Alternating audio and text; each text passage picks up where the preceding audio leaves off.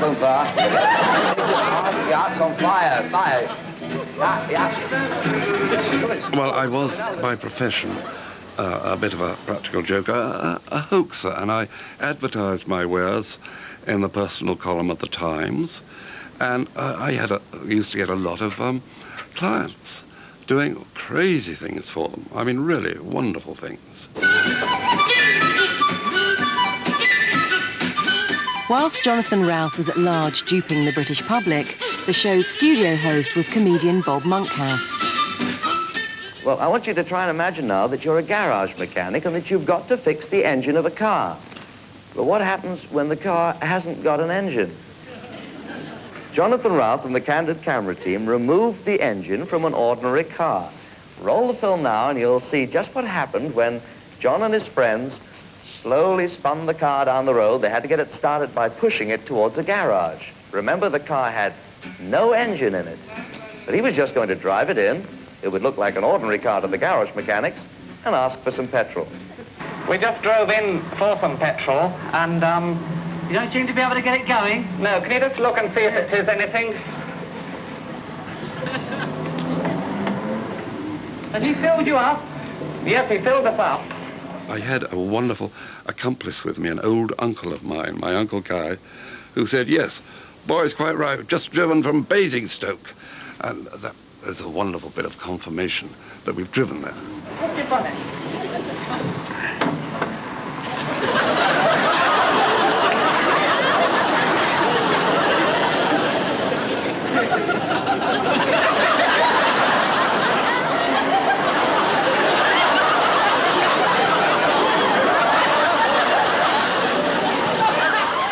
My enjoyment from it all was just the bafflement that this was causing other people.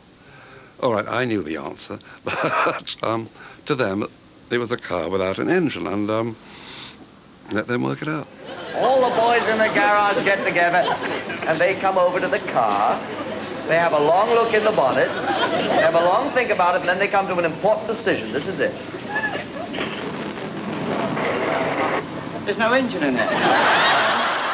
I would say the American stuff was going for a belly laugh.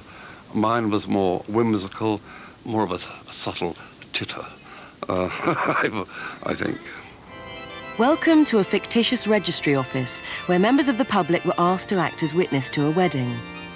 But with Jonathan Routh as the registrar, it was the witness off the street who ended up reciting the marriage vows. I know no lawful impediment.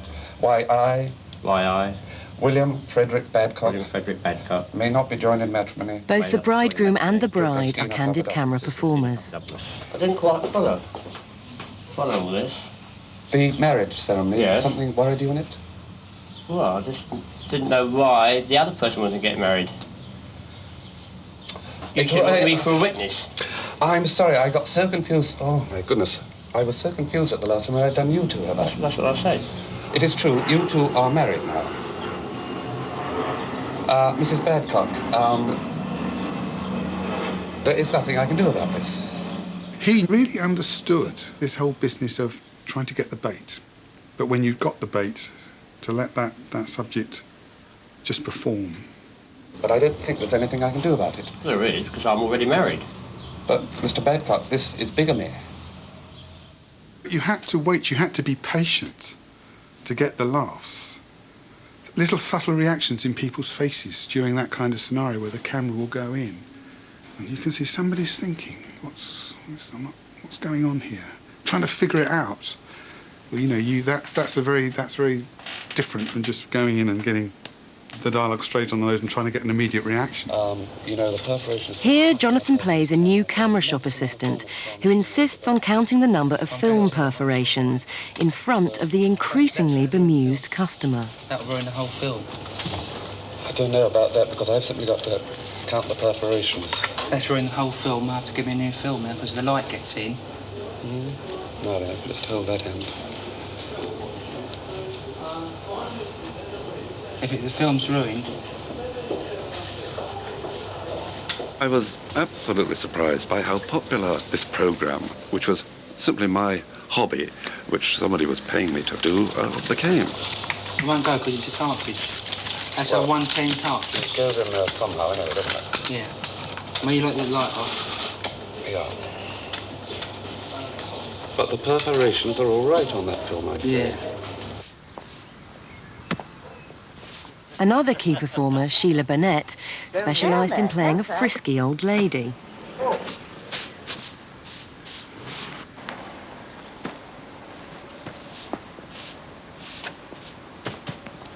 Fly, was it? Fly. A fly. Pardon? A fly. You're not Scots, are you? Pardon? You're not Scots, are you? Oh, no.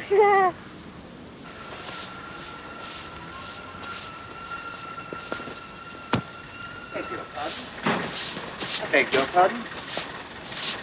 I say, I beg your pardon. I'm allowed to walk on the street. I understand. Beg your pardon. I say, fancy doing a thing. I'm allowed to walk in the street. Yes, Why yes. did you hit me with that? Pardon? Why did you hit me with that? No. Yes, you No. did. The quirky nature of the British sketches surprised the Americans.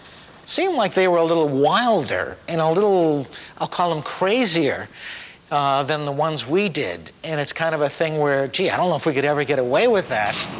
But when Alan Funt saw the old lady sketch, he invited Sheila to America to see what reaction she'd get on the streets of New York.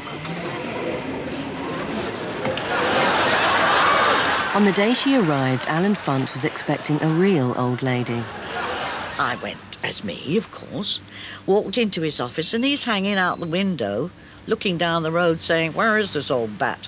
And I'm going, "Excuse me, Mr. Funt, don't bother me now," he said. "I'm waiting for this old girl to arrive." And I'm going, "Excuse me, it's me." What do? You put it over here. That's it. Yes, like that. How? Like that.